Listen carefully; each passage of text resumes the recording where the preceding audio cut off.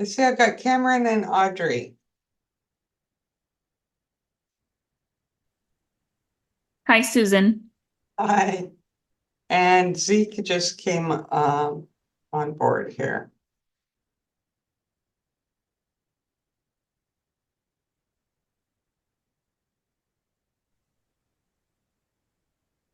How's everybody doing today? Hello, doing good. How are you? Oh, doing great, thanks. Oh yeah. Okay, well, it is 2, so I'm going to go ahead and get started. And I'll try and keep an eye on the waiting room here to make sure I don't miss anybody if they come in a couple minutes late. By about, I don't know, between 10 and 15 after I kind of quit looking at that. So, but for the first few minutes, I'll keep an eye. Thanks, you guys, for being on time. So welcome to Forms Mastery, and this is the third of 4 classes that I give each month for you to better understand and be able to use the most commonly used forms in the statewide system. And today we're going to talk about commonly used addenda, and we're going to start out with all the financing addenda. And then we will move on to optional clauses and possibly utilities and lead-based paint disclosure, that kind of thing. But we're going to focus the first, at least the first half of the class just on the financing addendum. So we're going to start with 22A, and I'll pull that up in just a minute. I've got somebody to admit now. And so this is a 4-part series and 2 hours each. When you completed all 4 of the classes, you do get 8 clock hours toward your continuing education requirements. And Goldie sends out those certificates when that's completed. We usually go till just before 3 and then take a break. And that reminds me, I need to turn off my phone. And for about 20 minutes, and then we'll come back and finish up. If you have questions during the class, you don't have to wait for a break or wait till the end. You can just ask as we go along, or if you have some illustration or anecdote that you think you'd like to share, feel free to do that as well. Remember that although Form 21 is the main contract that as a buyer's agent we would use to write an offer, the addenda we're going to be talking about today are the most used in residential transactions and become part of the offer that forms the contract if accepted. There are many other addenda that can be used in different scenarios. For example, a home sale contingency, 22B, that you would use if your buyer has to sell a property to have the proceeds to make their purchase. But the ones we're going to talk about today are the most utilized, and we'll focus on the use and the consequences of the misuse of these important addenda. So I hope you all like my meme there. I'll resume my share. I particularly like that one. I had somebody, one of the brokers, send that to me in a text and this week, and I thought it was kind of funny. Okay, let's see. Amy, hi Amy, welcome. So have any of you written a transaction, or are you in the middle of a transaction? Anything like that? Just practicing. Okay, Mainly. that's good. Mhm. It's important that we practice on the forms and with each other, because if you don't practice that way, you're going to be practicing on your client. Yep. So while I certainly don't expect you to have memorized all the forms, that I just focus on the ones that we're going to use most frequently, but there are over 100 forms in the statewide system in the MLS. And so I get lots of calls on which form to use. And so that's why I'm really proud of you guys for coming to the class and learning how to use these basic forms in your transactions. Mhm. So let me make this a little bit bigger. Move this over. There we go.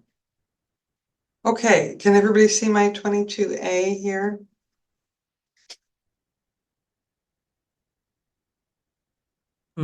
Yeah. Okay, great.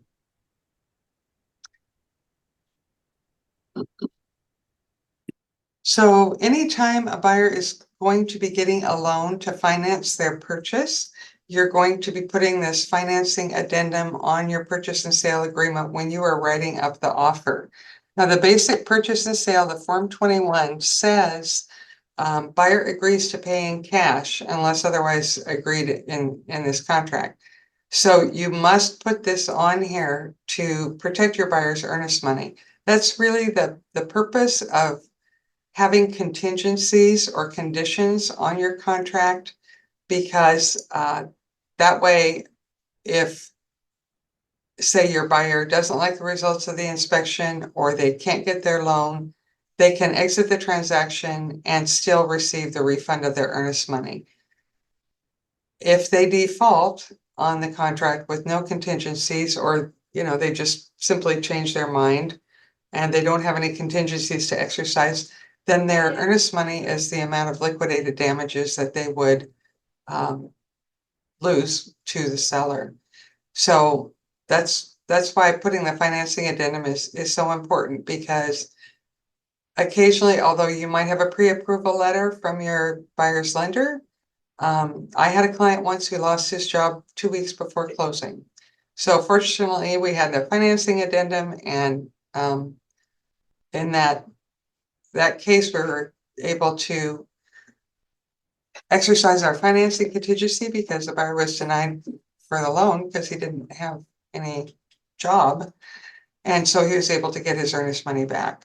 And then occasionally something else happens, like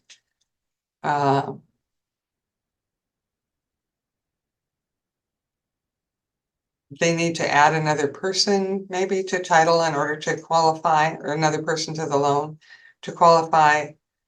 And that doesn't come up till later in the process. So it is, anytime you have a loan, you're going to use the financing addendum, 22A. And remember that every time you add an addendum to the contract, you're going to be putting the number and letter of that form on the first page of the purchase and sale where you list the addenda. I believe it's line 16. And remember too that the only authorized practice of law that we are allowed to engage in is to use these forms that have been pre-approved and written by lawyers, and we're held to a same comparable level of competence as an attorney when we're filling out these forms. So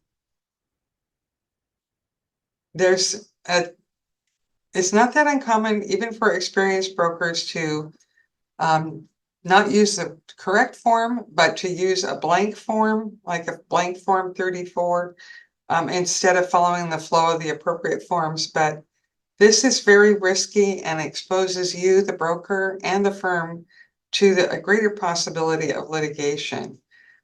For example, instead of using a backup addendum, which is 38A, as part of a counteroffer situation, an experienced broker once used a blank addendum form 34, and the language used in that situation left an open door for a lawyer to file a multi-million-dollar lawsuit.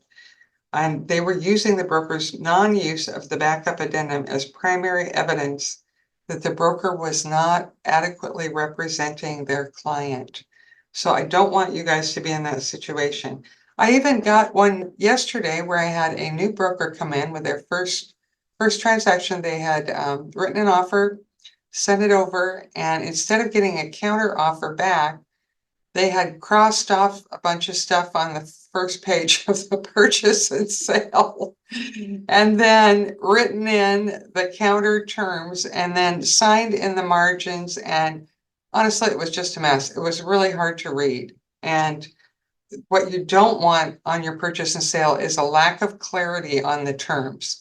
So I helped him draft a counter offer form that clearly outlined the terms that the seller had specified and the buyer was willing to accept, so that it was really legible and really clear what the purchase price was, what items were included, and we proceeded with the correct form. Another thing that's been happening lately is people will send an offer over on an old form or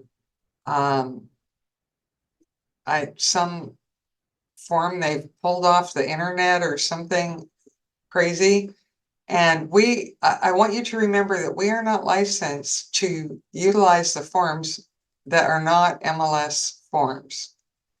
So we're only licensed to fill out the forms that are available to us in the MLS.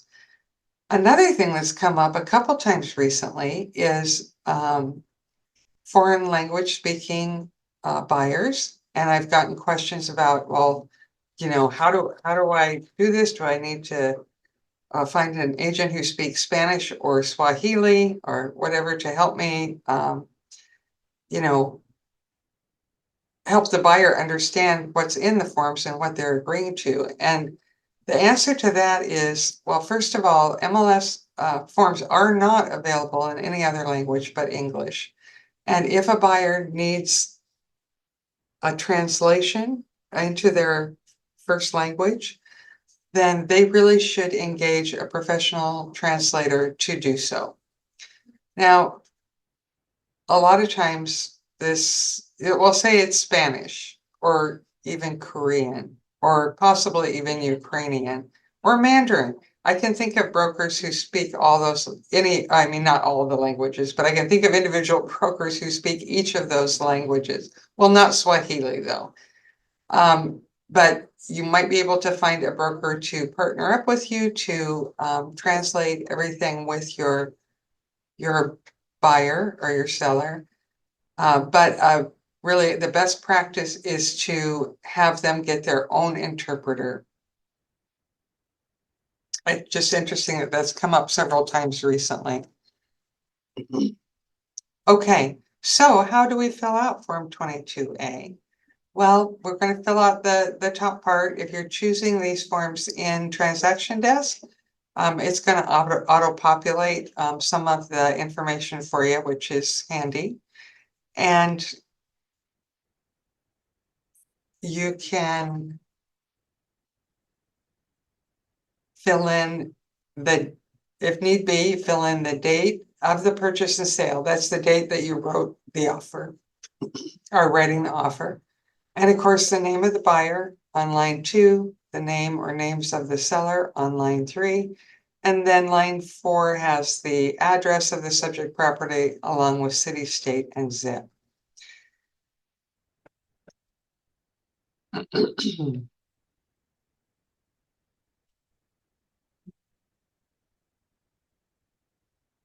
So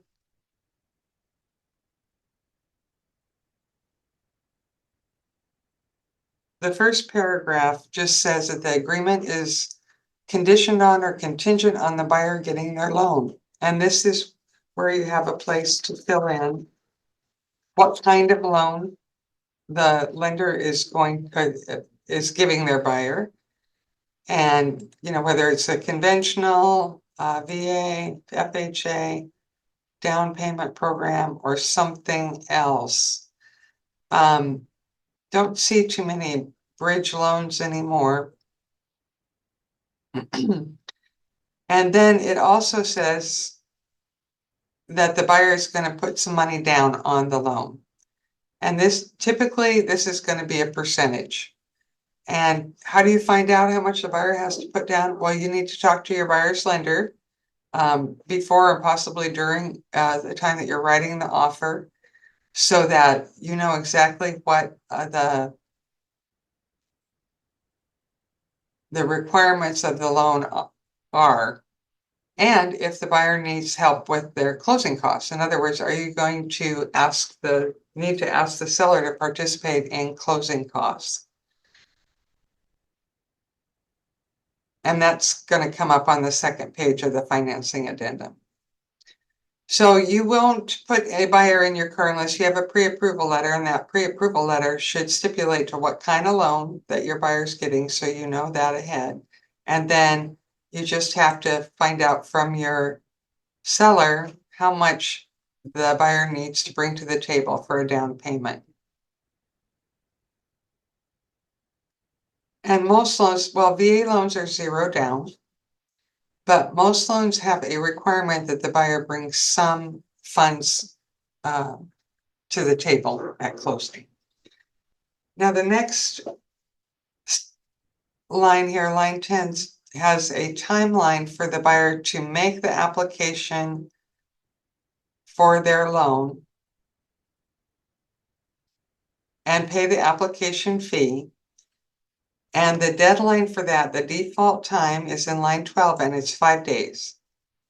Now, a lot of this is going to depend on if your buyer has provided, pretty complete information to the lender for their pre-approval, or if they still have a lot to do to complete their application. And that's another question for the buyer's lender. Are they going to be able to get their application done in 5 days? And, touch base with the buyer as well and say, it's really important that you adhere to this timeline. Do you see any problem with getting your application done with your lender within 5 days? Now, remember, in computation of time on the purchase and sale, it says that if it's 5 days, any period of time is 5 days or less, you don't count Saturday, Sunday, or legal holidays. So say you wrote an offer today and it got signed around tomorrow, the 22nd, that's Thursday, then you would count the next 5 days from mutual acceptance, but exclude the Saturday and Sunday. So the day of mutual acceptance is day 0. Then the next day would be day 1. That would be Friday the 23rd. We don't count Saturday or Sunday. So day 2 would be Monday the 26th. And day 5 would be the 29th. Does that make sense to you guys? And remember, if it's over 5 days, then you do count Saturdays, Sundays, and legal holidays. So real important that you can apply this concept of computation of time so that you can tell your buyer and the lender exactly when their application is due. And the next paragraph is going to tell you why that's so important. So the things that they would typically have to provide to the lender to complete their financial information for the application would be obviously they have their name, their income, social security, property address, purchase price, and the loan amount. A lot of times they'll also want things like mother's maiden name.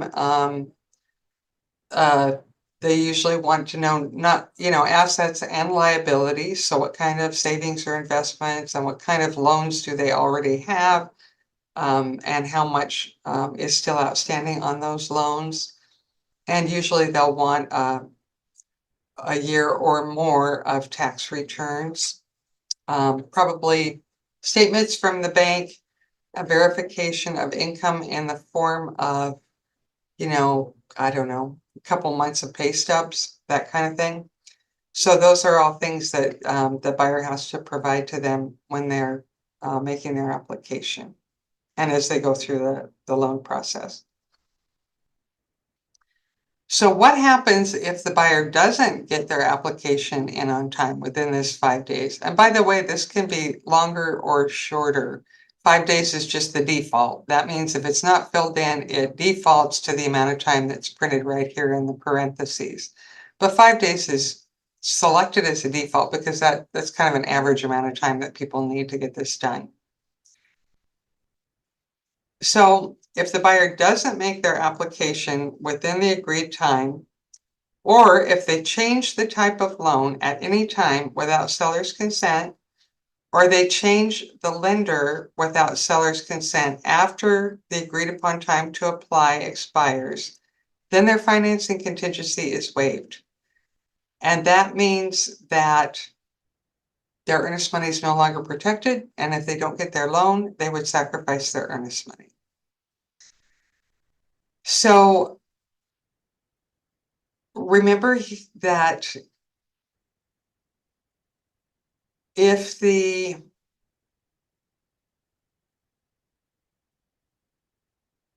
buyers want to change their lender within the agreed upon time to apply for financing, they can do that. The stipulation goes into effect after this 5 days is up. So within that 5 days, they can make their application for financing to whichever lender they want. They don't have to have their lender locked down when they're, going into mutual acceptance. But I would say that most of the time people do have made a decision on their lender by the time they are writing an offer, but not always. But if they can, change lenders within that 5 days, but if they want to do that after, then they're going to need the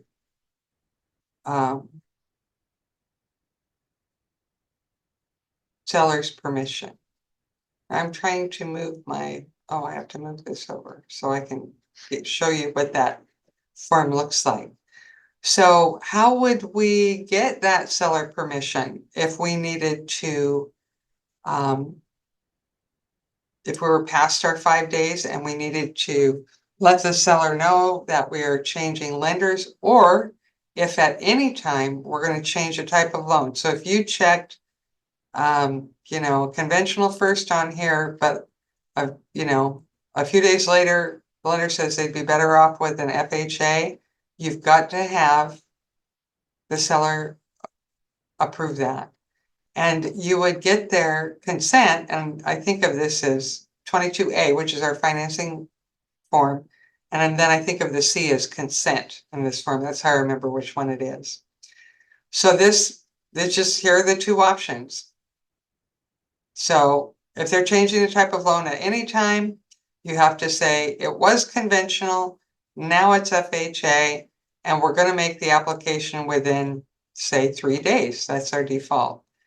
If after the 5 days are up and the buyer wants to change lender, then you would check this box and fill in this. We're not going to use Caliber. We're going to use Wells Fargo. And again, you've got a 3-day default time to fill in here that tells the seller the buyer is going to make their loan application to the new lender within 3 days. Now, why would the seller care so much about what kind of loan the buyer has or the fact that they're changing a lender? Well, different kinds of loans have different processing times. Standard conventional loans often take 30 days to process. So that's 30 days from mutual to closing. FHA loans can take a bit longer, up to 40 days, and VA loans can take up to 45. Now, they don't always take that long, but that's just kind of a, rule of thumb. So the seller wants to know if these things are changing, and you have to get their consent on behalf of your buyer, because it may change your closing timeline. And that's kind of the philosophy behind it. Now, let me see if I can make the changes here. I've got 22EF. If Susan?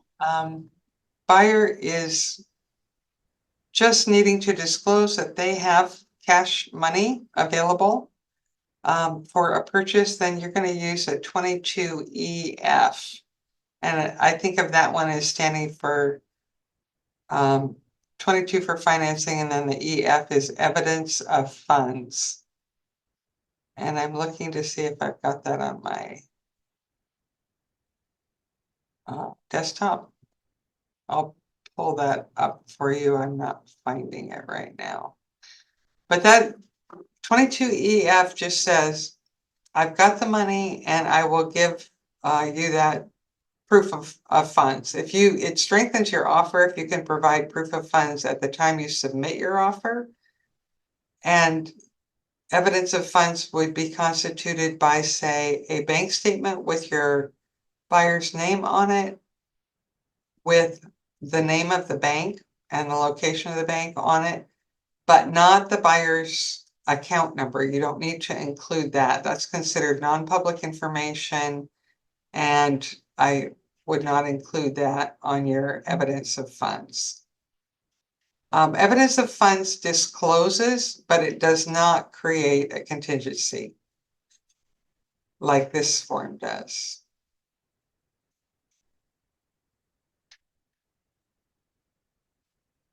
Okay.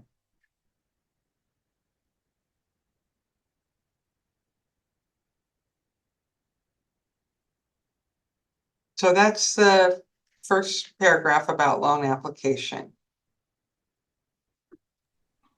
Susan, Yeah, question for you. On that, is there ever an opportunity if someone doesn't know if it's conventional or FHA, can they check both of those boxes, or can it only be one form of financing? well, that's kind of two separate questions. Sometimes you might have something like an FHA, and then they're also getting a down payment program. So you can check more than one box in some situations, but it wouldn't be like we're going to get conventional and a VA loan. It would be one of these that would be the big chunk, and then say maybe they're going to get a small loan and then they're going to use they're going to get a home equity line of credit and or home equity loan and use some equity that's in another property that they own. So yeah, you could check more than one box. If they're in a down payment program, if they're using that, say they're doing FHA in a down payment program, remember that when you put in the amount here of their down payment, that is not the amount they're getting from the down payment program. What you put in here, the dollar amount or the percent, is just what's coming out of the buyer's pocket. It's not what they're getting from the down payment program.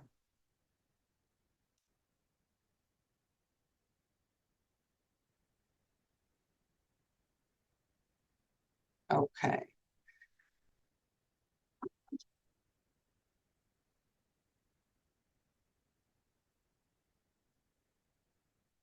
So we've covered the contingency part.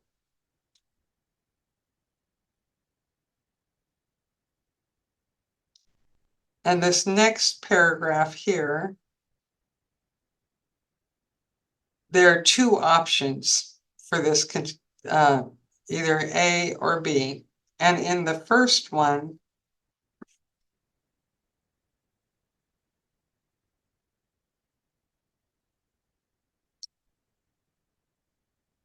it indicates that the buyer has 21 days to get their financing approved. And if they don't give notice to the seller saying that the financing is ready, the seller may and probably should send over a 22AR to the buyer. And this is kind of a wake-up call for the buyer. And I'll show you what that looks like.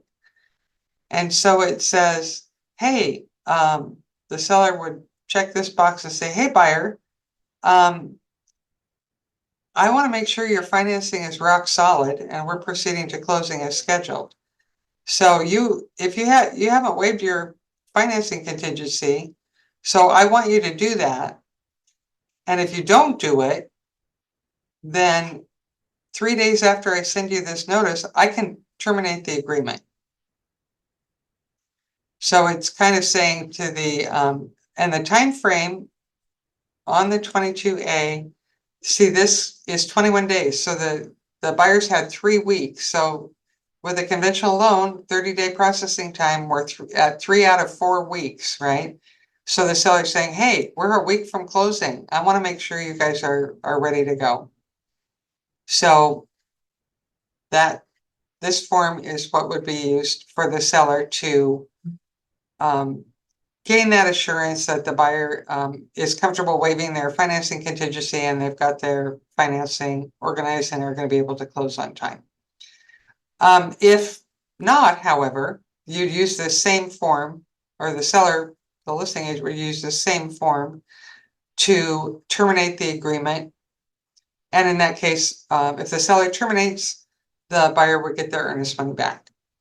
And if the buyer says, oh yes, I'm a solid gold buyer, I'm not worried about my financing contingency, I can comfortably waive that now. Bing, we're going to check that last box. So you might get, as the buyer's agent, you might get this form with this box checked, and hopefully you'd be in a strong enough position that you can just say, oh yes, seller, we'll go ahead and waive that financing contingency because our lender has assured us we're going to be able to close and we're getting our loan. And then you would send that back. Remember, when you're sending documents back and forth in a transaction, to always CC the document email address of the other broker. Okay. So this, again, this just tells what I just said, that the seller can give notice of termination, and 22A. It's kind of nice to tell you which form to use. I like that. Use 22AR. And I think of that as 22A, again, is our financing, R for response. And then here it says, if we're going to go ahead and waive the financing contingency, that doesn't mean I'm going to waive my appraisal contingency. So in this case, I would always check will not. So as a buyer's agent, I would always check box A, and I would always retain my appraisal addendum. Because even if you're 3 weeks in, I guess if you know, maybe you've already had the appraisal by the time you get the seller's demand for waiving the contingency, but when you're writing the offer, you're not there yet. So keep that contingency in place by checking this box. Now, if you have a cash deal and you're not putting a financing addendum on your contract, you can still put an appraisal addendum on the contract. And sometimes you'll get, well, maybe an investor or, you know, a builder or something that, even if they're paying cash, they want to make sure that the property is going to appraise and the value is really there. So this is just a standalone appraisal addendum, and it 22A and then the A for appraisal. So financing, appraisal. And this allows the buyer to have access to, you know, get an appraisal done, and creates a process for negotiating if there's a low appraisal. And we'll go over that a little bit more as we get to the next page of that 22A.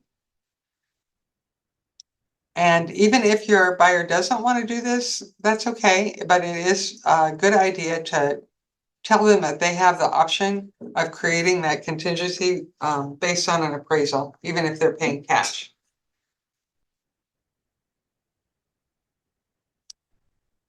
Okay, so I told you to always use the first one here and don't waive your appraisal contingency. But just for your information, the second paragraph, if this box is checked, then your financing contingency is automatically waived at 21 days after mutual, unless buyer terminates prior to that time. And if they do terminate prior to 21 days, based on the fact that they can't get their loan, then they get the earnest money back if they provide the proper documentation in paragraph 4. And again, here is our option for automatically waiving the appraisal or not. But buyer's agents, I'd always I don't like the automatic. I think the buyer can ask for a status and we can provide it at that time, but I don't want my contingency automatically waived for me. So I always pick A. And this second option, this doesn't require any notice. It's just an automatic waiver.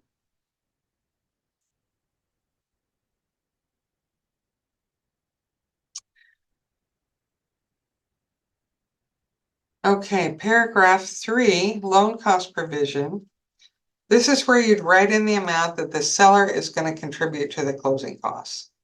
And most often, often it's a percentage. It can be a dollar amount. This is a question for your lender. Does the buyer need the seller's participation in closing costs? And if so, how much? So that you know what to put in here.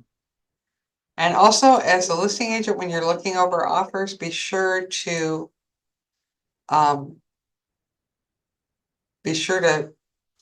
check this section of the contract to see if the buyer is asking for closing costs and how much it is, and make sure that your seller understands that's going to come right off their net proceeds. I had a situation not too long ago where the listing agent and the buyer's broker had emailed back and forth about the amount of closing costs that the seller was willing to contribute, and the listing agent wrote in the wrong amount. By the way, we had the selling broker, not the listing broker. And they made a typo, and it was not in their client's favor. Well, it created a problem later in the transaction when this all came out on the estimated settlement statement, and the seller was, getting less money than he thought he would because his listing agent had given some extra money over to the buyer by mistake. So that was solved, and the way it was solved is that the listing agent contributed money from her commission to offset her mistake, and we went ahead and closed. But be real careful about that. Also remember that buyers can only pay loan and settlement costs exceeding 1% of the amount of the loan.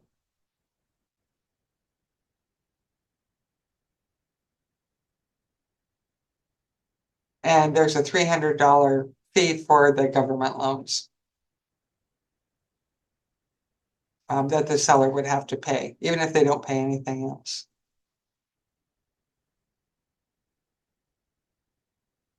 The default amount here is 0. So if you don't put anything in, your buyer gets 0.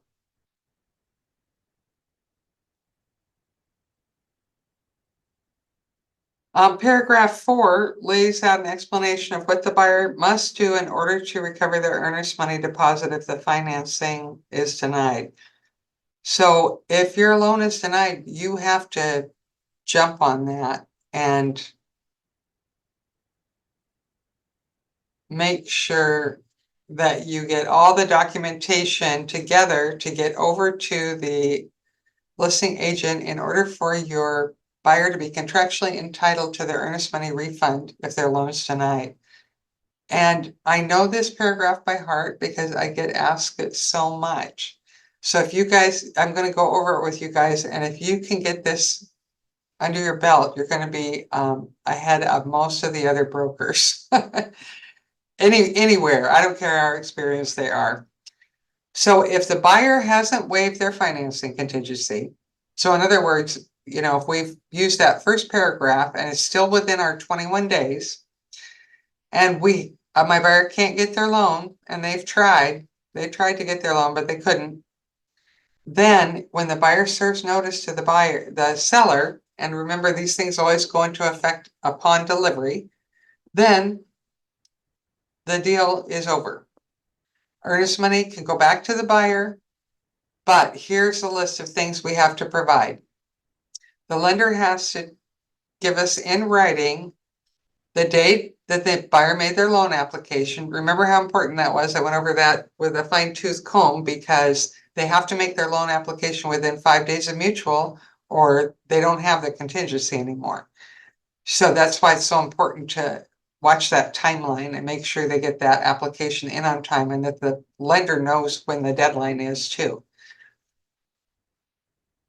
So the date of their loan application, a copy of the loan estimate that was provided to the buyer by the lender, that the buyer had enough money for their closing costs or down payment, whatever was their obligation, that they had enough money to cover those costs, and the reason that the buyer didn't get their loan, lost job or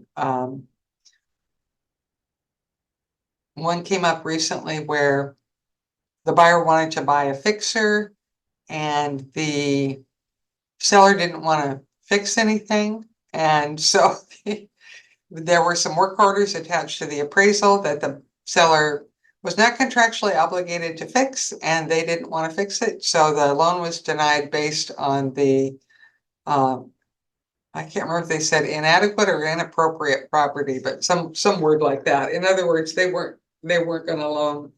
It really needed a different kind of loan, like a rehab loan or something.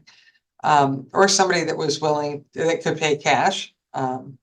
Anyway, the reason that they're denied the loan is important to include. And then the other thing you would need to provide is, I'll make it to 90, is a notice saying we didn't get our financing. And that would be 90I. And that's buyer's notice of termination financing available. So you would fill this out and say, hey, buyer tried. They tried really hard to get their loan and they didn't get it, but we can't, so we want our earnest money back. And, we're really sorry about that. So along with the items from the lender, you would send this over to the listing agent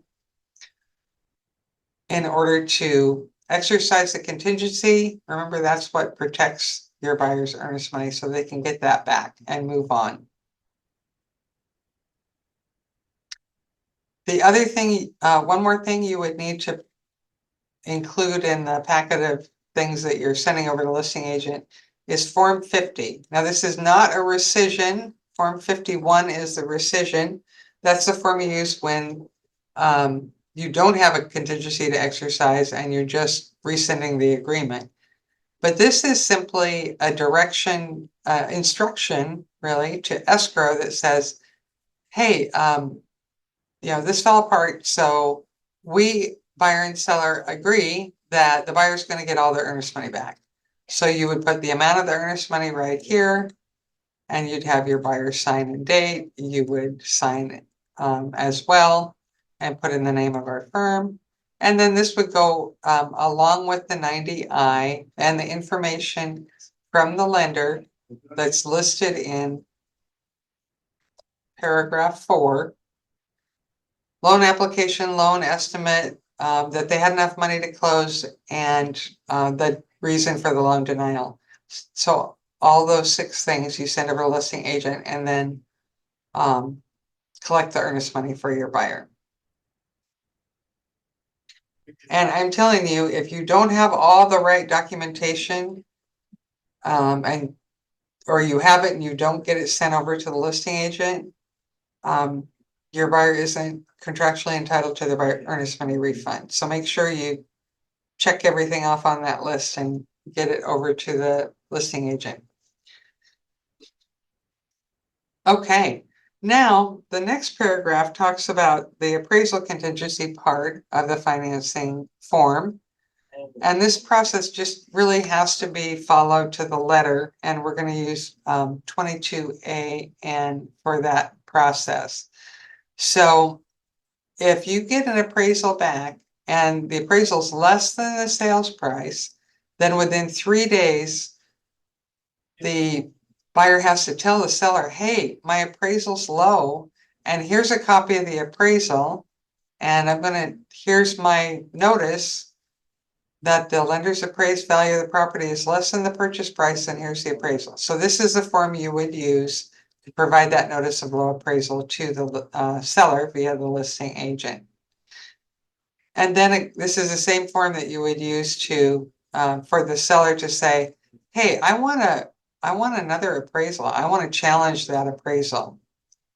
And that box would be checked here. Or this is more common, is the seller says, oh, well, the appraisal is only $3,000 under the sales price. I will go ahead and lower the sales price to meet the appraisal.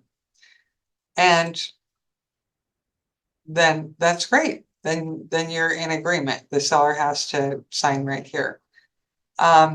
Or the seller might say, well, the appraisal is $5,000 lower than the sales price. I'll reduce it by $2,500, but you, buyer, are going to have to come up with the other $2,500 in cash at closing. I actually had that happen a few years ago. So well, I think in that case, it was a new construction. We did challenge the appraisal. The lender wouldn't budge. And so we just agreed, buyer and seller, the two parties agreed that they would split the difference and go ahead and close. So that worked out really well. Or the seller can say, I'm rejecting this whole thing, the low appraisal. I'm not going to reduce the purchase price at all. So that would be this box. Then the buyer has a chance to make their reply to the seller's response. And if they don't like the seller's answer, they can terminate. Then you check that box, have your buyer sign. They get their earnest money back per line 28, 27, and 28. Or they can say, I'm going to waive this contingency, the financing contingency and the appraisal contingency. So in other words, they would be making up the difference themselves.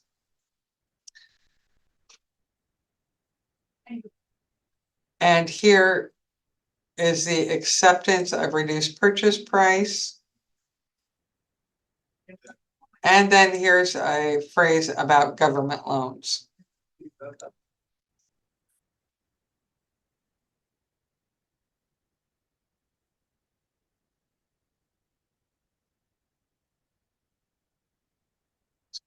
To 2A.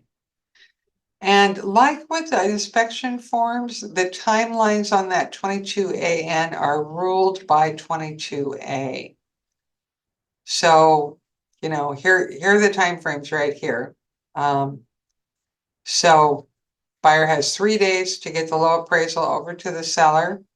Seller has 10 days to provide their response.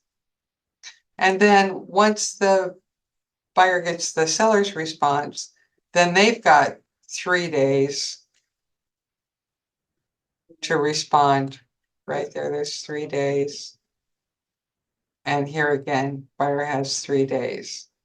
So they've got 3 days to reply to the seller and their response. And remember I said you've got to jump right on this. Buyer's inaction shall result in termination of the agreement and return of the earnest money to the buyer. And if the closing date is coming right up and you're still in the middle of the back and forth process and within those timeframes, then the closing date shall be extended to accommodate for that process to be completed.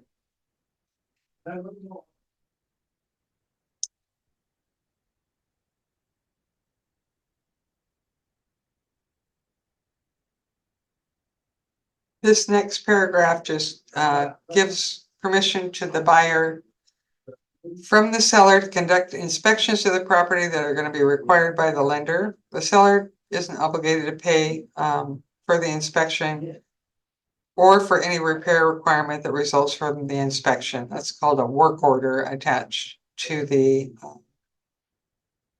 appraisal. That's important to know because I have been in a situation where the listing agent thought, or the selling agent thought the seller was obligated to pay for a work order.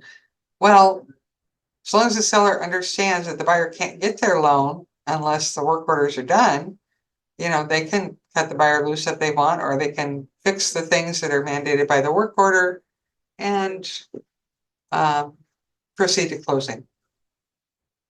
Like most things in real estate, it is negotiable.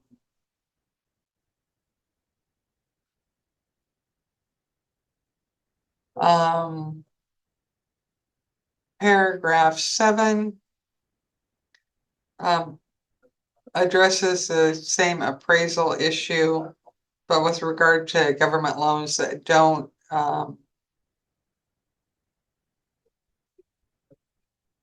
allow the option of reappraisal. And even if the seller is willing to reduce the price to the appraised value, the buyer can still terminate if they have a government loan like FHA or VA.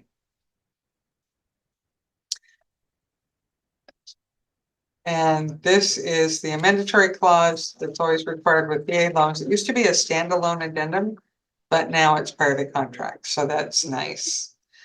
And then finally, paragraph 8 here on 22A grants an automatic extension of closing if the Regulation Z requirement from the Truth in Lending Act takes effect. And that means that as you get closer to closing, the lender is going to refine their loan estimate and send what they call a closing estimate to the buyer.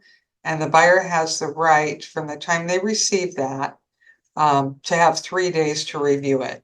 So if that butts up against your closing date, then you've got an automatic extension to honor and obey that particular rule right here. Let's see, automatic extension closing. Okay, we're closing in. Speaking of closing, we're closing in on 3 o'clock, and I'd like to take a break right around now. Does anybody have a question? Any questions on what we talked about, the financing addendum today? Awesome. Okay, we're going to take a break. Let's take a break till 3:15. I'll start talking again at 3:15. Break time.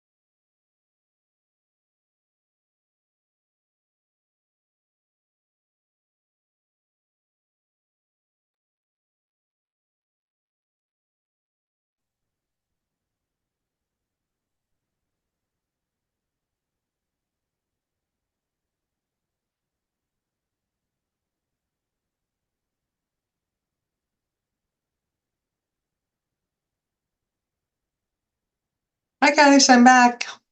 So we're going to dive into 22D, which is the optional clause addendum. And I really like this addendum because it just has a lot of goodies on it and it's very, very useful. And this is a form that should be used with every residential transaction.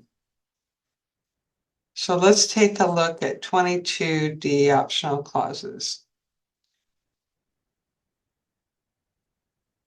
So again, this top part of the purchase and sale. Here we go. Here's our form. Top part of the form is going to just be the date that you wrote the purchase and sale, buyer name, seller names, address, city, state, and zip.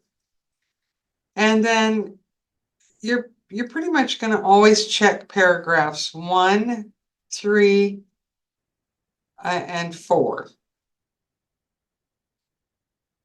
This protects the client, but it also protects the broker and the brokerages as well. So the first paragraph basically gives us limits our liability. It says, we are not going, as brokers, we don't measure the size of the lot, the square footage of the house, and whether there are any encroachments. The buyer is, encouraged to advise to verify the lot size, square footage, and encroachments to their own satisfaction. And I had an attorney recently tell me that Washington is a buyer beware state, which means basically that in the language of the contract, the buyer is encouraged to conduct due diligence for all of the information and facts that have been presented and that he needs and wants to verify. The responsibility is really on the buyer's side to do that. So we're always going to check the first box. The third box is seller cleaning.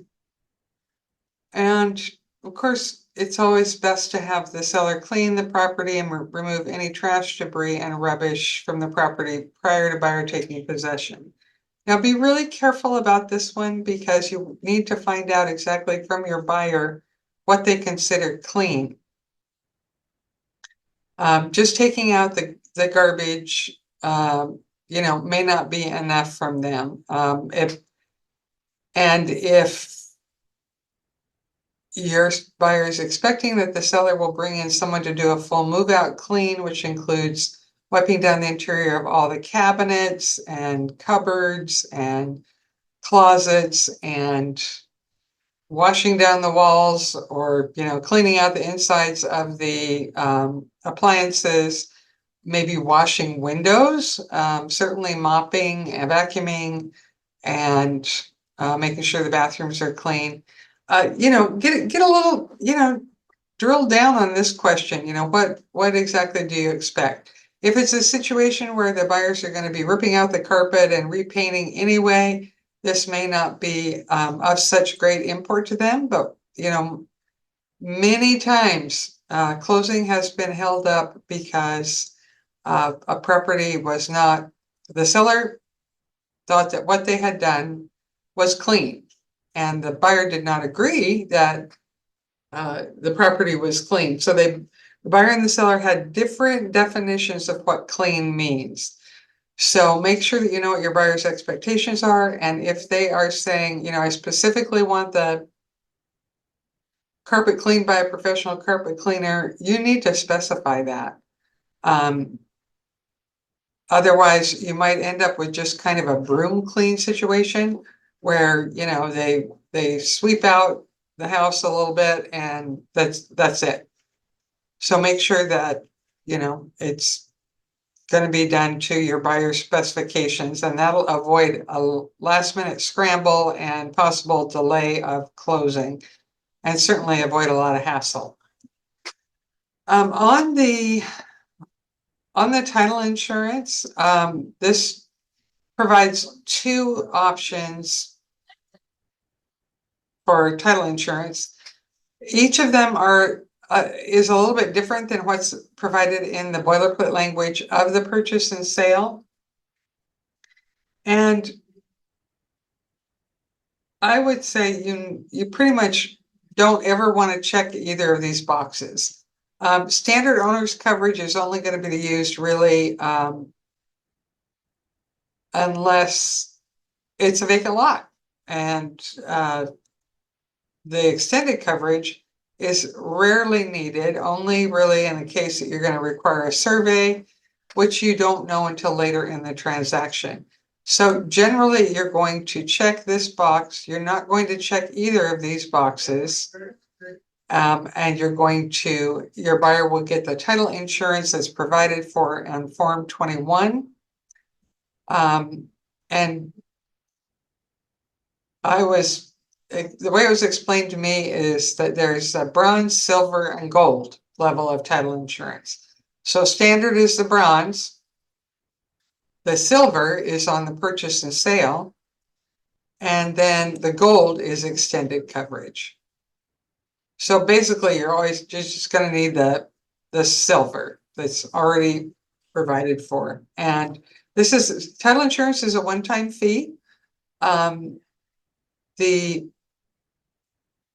seller pays for the owner's title insurance, then that warrants or guarantees that there aren't any other claimants to the ownership of the property. And then the buyer pays for the lender's title insurance. And title insurance is different than other kinds of insurance because it insures against what may have happened in the past as opposed to what might happen in the future. So the title company researches the whole chain of title, everybody that's ever owned the property, and looks at all the recorded documents to see if there's and other related documents to see if there's anybody else that might have a claim. If there's a financial encumbrance, which is a lien, then that has to get paid off at closing as part of the title clearing process. Title must be clear in order for it to be transferred to the buyer. Otherwise, they would have to take title subject to that encumbrance. And that's pretty rare. So, common example of a financial encumbrance would be an existing mortgage with a deed of trust on the property. And that has to get paid at closing from the seller's proceeds. And escrow manages that process for you. Number 4, I would always check number 4 as well. And this says that the seller is to identify any and take any personal property no later than the possession date. And anything that's left will become the property of the buyer, and the buyer can, keep it or toss it as they wish. Now, it's important to note that one man's trash is another man's treasure, right? And vice versa. So sometimes the seller might think they're doing the buyer a big favor by leaving that, that plaid couch that's 30 years old in the downstairs rec room. But the buyer might not consider that a big favor. They might think that's a not very attractive couch. In any case, they don't want it. So you don't want to have a situation where the seller leaves personal property that the buyer classifies as trash, even if the buyer doesn't consider it. And then again, you're up against closing, doing that final walkthrough, and you've got a bunch of stuff in there that the buyer doesn't want, finds a nuisance. So this can be solved ahead of time, with conversation with the listing agent. And if need be, you can put an addendum on there saying that, plaid couch in basement will go with seller, or perhaps it's a garden gnome that the seller thinks is charming and the buyer thinks is hideous. It's all about managing expectations. So this, like I said, trash, treasure, and cleaning, those are all kind of have kind of subjective meanings. In other words, they mean different things to different people.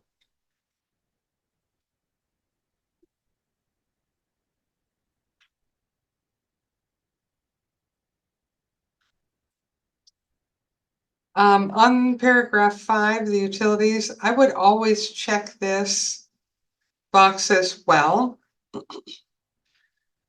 But make sure that the appropriate box is checked for the utility service to the house. Whether it's public water, public sewer, septic, well, and the type would be either shared or private. If there's any irrigation water, if there's gas, hardline for the phone, of course, electricity, cable, internet, and anything else.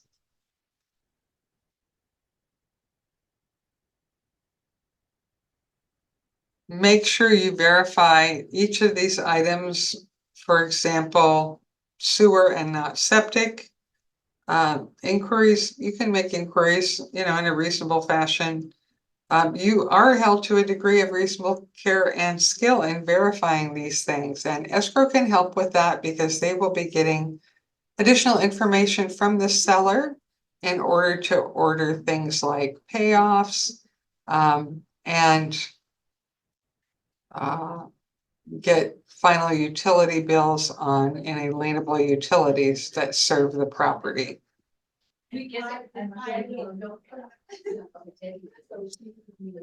Paragraph 6 is for new construction only. If it is new construction, the installation information is usually stapled to the wall on the inside of the garage next to the breaker box, and it's has to be provided there as part of the permitting process that the builder goes through. So it should be readily available to you. That's paragraph 6. Paragraph 7 is to be checked if there's any leased property on the equipment on the premises, and if the buyer is going to be taking over the lease. And remember that in paragraph C, the purchase and sale, it does say the seller will be paying for and providing clear title to any leased equipment. And it's risky to leave this unchecked. I would, if you know what there is, you should go ahead and check this box, whether it's propane or, something else. Honestly, there aren't as many leased items anymore. Used to be more, with the advent of all the streaming services, you don't see as much of it, you're not going to see it, as many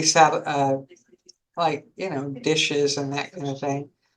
There still are quite a few propane tanks out there that provide, even in Gig Harbor, fairly close into town, that have, propane as a source of power in the house. And if there is a lease, then the seller must provide the buyer a copy within 5 days of mutual. And then the buyer has 5 days to look that over. And if they don't like it, they can disapprove it. But if they do nothing, then the lease review period is going to expire, and the right for the buyer to disapprove goes away with the time frame. But if the buyer doesn't like the lease terms and doesn't want to be bound by that, then they can get out and get their earnest money back. And that's line 48. So that's basically a contingency regarding leased property review and assumption. Paragraph 8 gives a buyer a period of time to review the homeowner association information. If there's a homeowners association, check the box. And terminate if the information they receive is unacceptable. If nothing's written here on line 51, this blank, the default time is 10 days. The buyer then has 5 days down here. 5 days to review the HOA documents.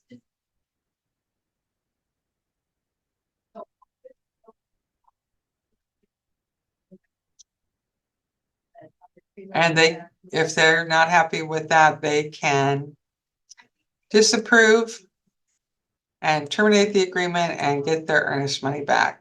So real important to read over these rules, the CCNRs, which are often recorded, and if they are, they'll show up on your title report.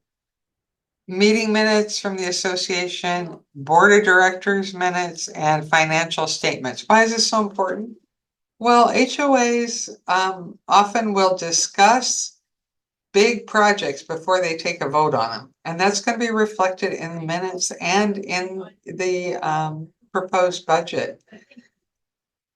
And we've had a few instances recently where maybe a buyer's been in a house for a year or more, and then or maybe less time even. It could be, I don't think in any case it was less than 6 months, but anyway. And then the homeowners association voted on a huge special assessment that was going to double their HOA dues. So if you read over this information, it gives you a snapshot of what's going on in the HOA, what they've been talking about, then you can, and your buyer needs to be encouraged to read these over for themselves as well. Then you can say, hey, it looks like they've got a big special assessment pending and they're going to vote on it next year. We need to find out exactly how much that would affect your property. A lot of times these kinds of projects the cost is prorated out, like based on the size of the unit within the complex. So you might need to get in touch with the management company that runs the business end of the HOA to find out exactly what the proposed amount would be for your client's purchase. That would be really good to find out ahead of time. Because if they move into a house and a few months later or even a year later, they get a huge bump in their HOA, guess who they're going to be calling? They're going to be calling you, their agent. You want to prepare them ahead of time. If there is a big special assessment coming and they don't think they can afford a big increase, that must go into the decision-making process of their purchase. Okay, paragraph 9, the homeowners association transfer fee.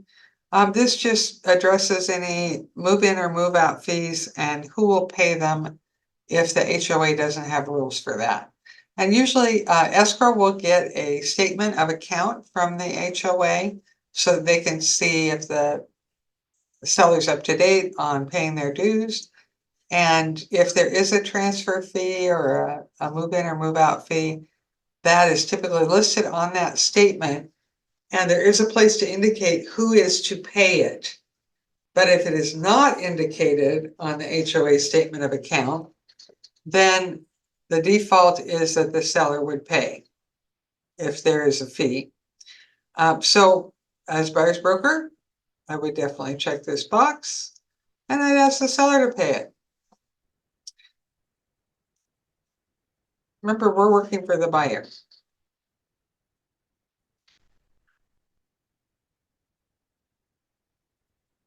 Number 10 is for the seller to identify any items of real property that they intend to take with them. So these items normally would be mentioned in the listing agreement, but it is really the burden on the listing agent to make sure that anything that their seller wants to exclude from the sale that would normally be included, something attached to the property, but they want to take it, that needs to be part of the agreement between the buyer and seller. Just because it's mentioned in the listing is not a binding agreement, it's not a contract. So, but I would always look at the comments, and if it says, drapes in master bedroom to go with cellar, or hand carved shelf in kitchen to go, does not convey, it's not gonna be conveyed with the property. I would make sure that my buyer knows, oh, that's something. Yeah, these drapes match the bedspread in the bedroom, and so the seller's asked to take those. As long as the buyer's prepared for that, it usually can go pretty well. If they just come to move in and they have no drapes in the master bedroom, they might not be so happy, but if they know about it ahead of time, they can be prepared for that and be ready to order their own window coverings in a timely fashion. And if anything the seller, has excluded that they do take out, if the property is damaged, say they take out a chandelier, they can't just leave a big hole in the ceiling, they have to fix that. And if it was a chandelier, I would probably write in that it would be replaced by an item of similar, at least similar quality, unless your buyer really wants to pick it out themselves and they want to do that later, and that's okay too. Paragraph 11 is used to identify which, if any, of the home warranty plans will be used and who's going to pay for it. And if this is a benefit to both parties that you have a home warranty plan in place, and they've helped to avoid a lot of litigation when things break down in their first year of ownership. This is a wonderful closing gift if you can afford it. Definitely do it with your friends and family if they're your clients. That will, that's just an investment in your relationship, people. It's just so important to do this. And if it's a brand new build, they're gonna have a 1-year home warranty on their appliances, and they're gonna have the builder warranty.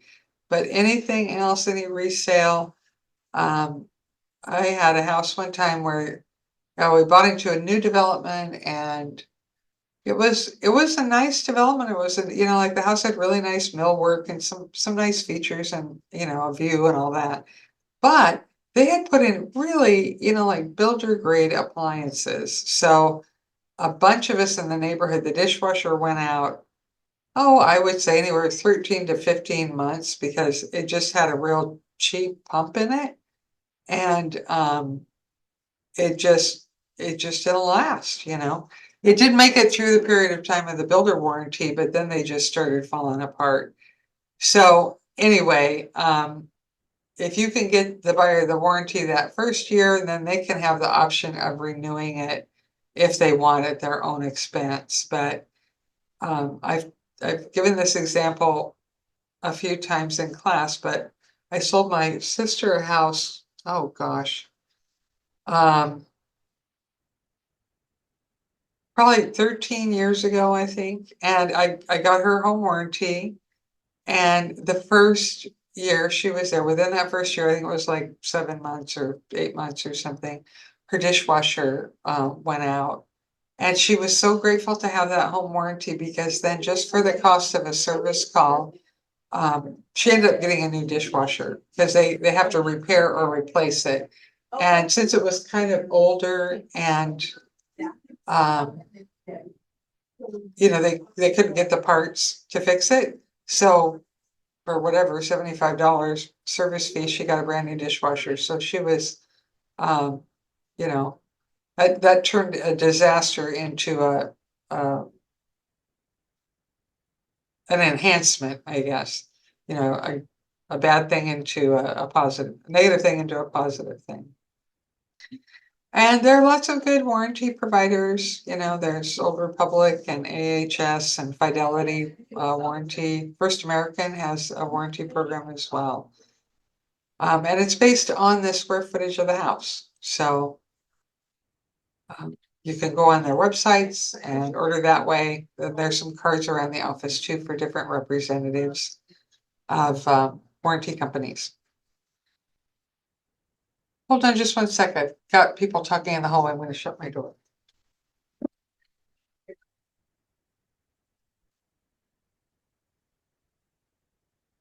Okay, back. It's just a little distracting. Okay, this last paragraph is convenient for a lot of things you might want to add to the contract. But my warning to you is, don't get into the unauthorized practice of law by using this blank space for just anything. Like Form 34, the blank addendum, it's a plaintiff lawyer's best friend. And we don't want to put our client, our firm, or ourselves in any position of legal exposure. So this would be a thing that you would use rarely and carefully. Most of the time you can just avoid it whenever possible. I would say something like some kind of disclosure would be okay here, but no contractual term, nothing like seller shall repair roof leak, or that's an inspection issue, right? So that has to go on the inspection form. But if it's something like buyer, let's see, buyer selling agent is related to buyer, that kind of thing, then that kind of minimal disclosure can be included here.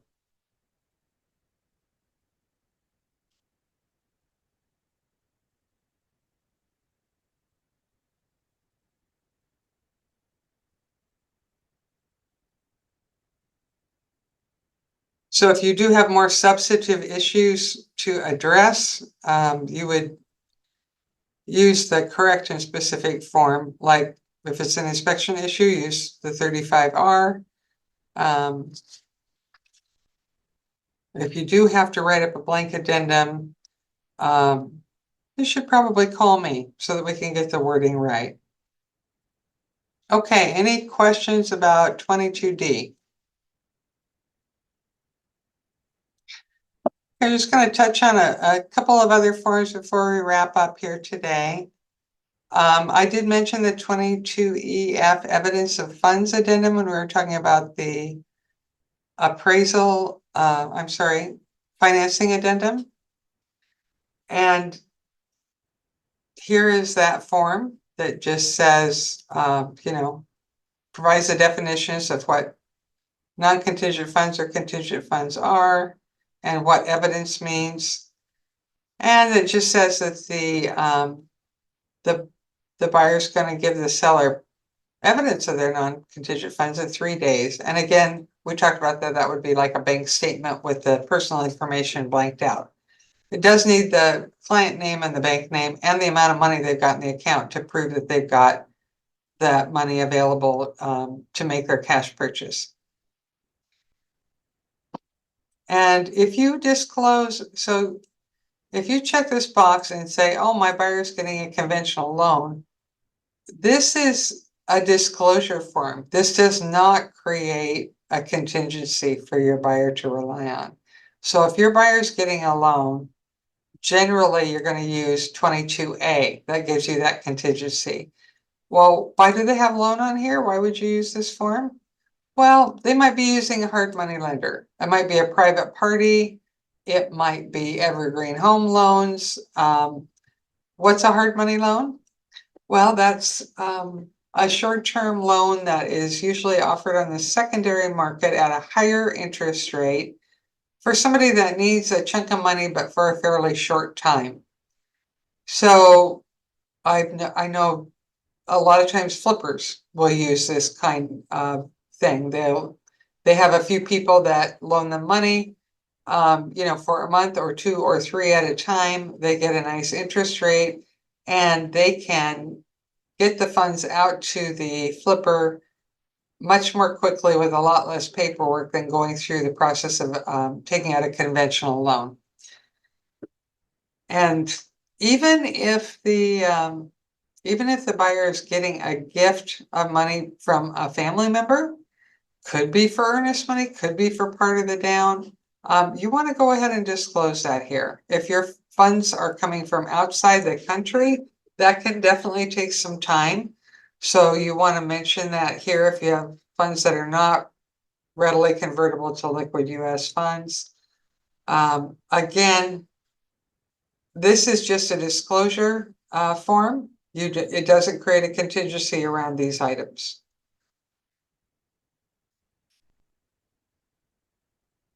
And then this says, seller will permit an appraisal and so on. And this is just a single page. Now, what if the buyer doesn't provide proof of their funds, in a timely way? And the timely way is 3 days.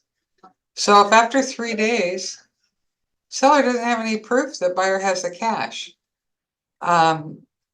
they can terminate the deal. They can say, hey, I never got that proof of the buyer had the cash.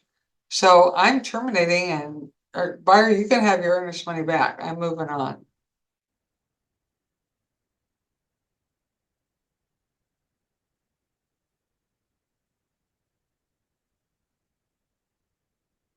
Okay, I think we covered that one. And 22EF and 90, the 90 tends to be the notice number. Let's talk briefly about lead-based paint disclosure. This is required. This is not a local requirement. This is not a state requirement. This is provided for us to comply with a federal regulatory requirement. And any property that was built prior to 1978 has to have this disclosure on it that says, oh, the seller, I know about lead-based paint, or I don't know about it. And then the seller has to provide the buyer with any records that they have, or he might say, I don't have any records. And then this has to be signed. And this is seller and buyer initials as well. And this place for another seller and 2 sets of seller initials. And then here's the place for the buyer can say, I got the seller's disclosure and documents, if any, meaning the disclosure about the lead-based paint. And I am going to waive the opportunity to conduct a risk assessment, or I'm going to bring in a specialist because I have a bunch of popcorn ceilings and I want to have them all sanded down, and I want to know exactly how much lead-based paint I'm going to have to deal with. So this firm creates a contingency for the buyer for 10 days after getting this disclosure.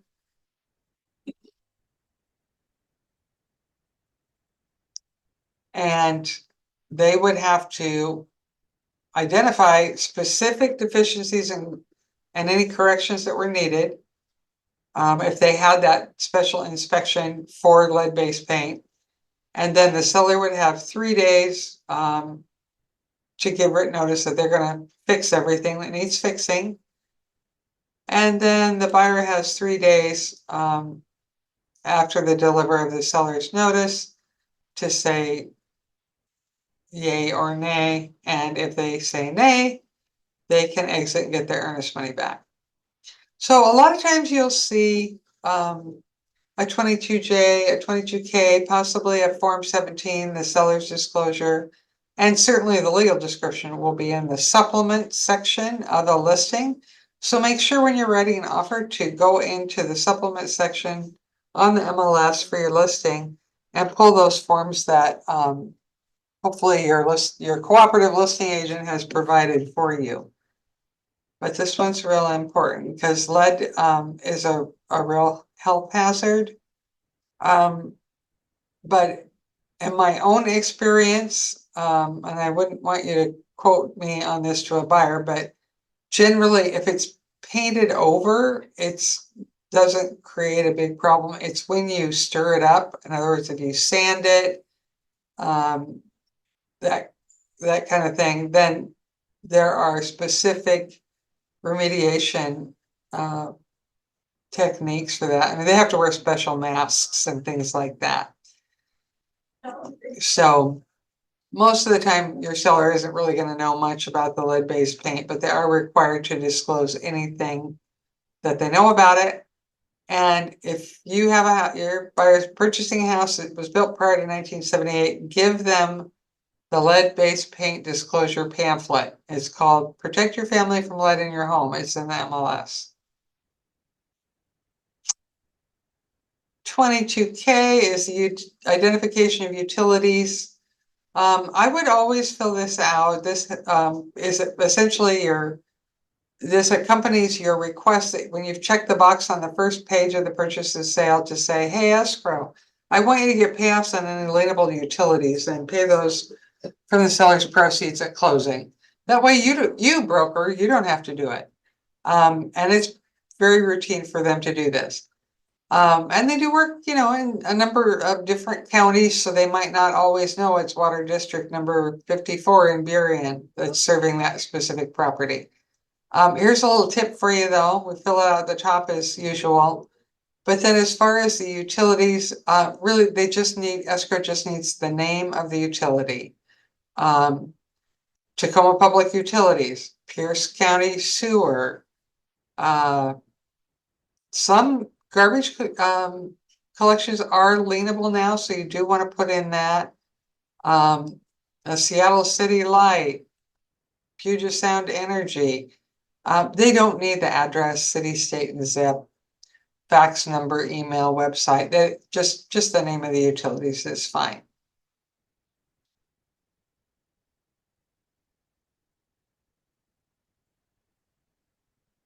And that's usually contained in the listing as well, the information on the utilities. Now, if you've got septic, that's a different addendum. And the septic addenda are county specific, so you want to choose the one, you just put in 2022 and look at all the 22s for the septic, whether it's Mason County, King County, Pierce County, Thurston County, whatever, pull the right addendum for the county that you're working in. One more here, we're going to talk about 22T. This is the title contingency addendum. And paragraph D of the purchase and sale agreement excludes some things that could be very important to a buyer from what is marketable title. So this is, apart from title having to be marketable, this is really the only thing that provides an extra layer of protection to the buyer. So I would definitely check. It's 5 days that the buyer has to look at the prelim title. And I would always put from the date of the buyer's receipt of the preliminary commitment for title insurance. Because you don't want it to date for mutual acceptance, because it can take title 3 to 5 days to update the prelim title with the information from the purchase and sale and the buyer. So always have your timeline starts from the day that the buyer gets the prelim commitment.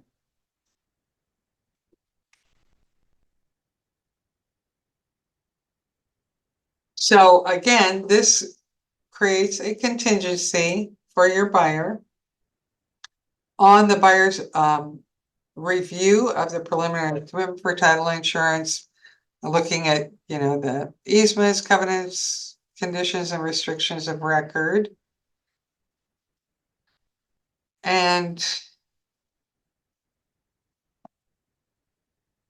paragraph 2 says that if supplemental title reports disclose new exceptions, then the time periods shall apply to the date of buyer's receipt of the supplemental title report, and the closing date will be extended as needed to accommodate those notices. And seller still has to provide marketable title. So this is not as subjective as, say, the inspection contingency. This one says that the buyer can identify some things that they're concerned about, and then the seller has a chance to clear them. But if they don't clear any disapproved inspections right here, if they don't give notice that they will do that, then the buyer can get out within 3 days after the deadline and once again get their earnest money back. So another protection for your buyer. That's awesome. Okay, we're closing in on 4 o'clock here, and I want to tell you guys that next week, the forms class will be live in the Federal Way office. And it's going to be on inspection forms, and that's going to include like sewer and well inspections. And Chris John is going to be teaching it, and it's going to be kind of an expanded event, not just the class, but it's an opportunity to invite people who might be interested in the firm or brokers from other firms even. It could be new people who don't have licenses or people who are already licensed to come and attend a free class, and then there will be some well, I think it was phrased, it's going to be a sip and learn. So there will be some refreshments afterwards. So that's going to be in the Federal Way large training room next Wednesday, 2 o'clock. And Chris is a great teacher, and he has a lot of experience. He used to have his own firm.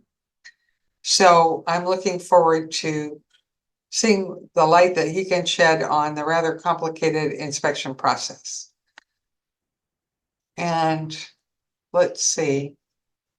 I have another meme that says, "This is me when receiving a cash offer with no contingencies at full price." So that is like pure joy. And I think I have one more. You got called in on your day off. I remember having days off before I became a realtor. Remember to take care of yourselves and, schedule time for yourself and for your families. Otherwise, you can end up going quite long stretches without a day off, and you don't want to burn out, and you want to still have time for your friends and loved ones. So thanks, guys, for being here. Thank you, Susan. Thank you. Thank you, Susan. Yeah, and I hope you can all come next week to the live Thank you. class. Take care. Class dismissed. Bye. Bye. Thank you.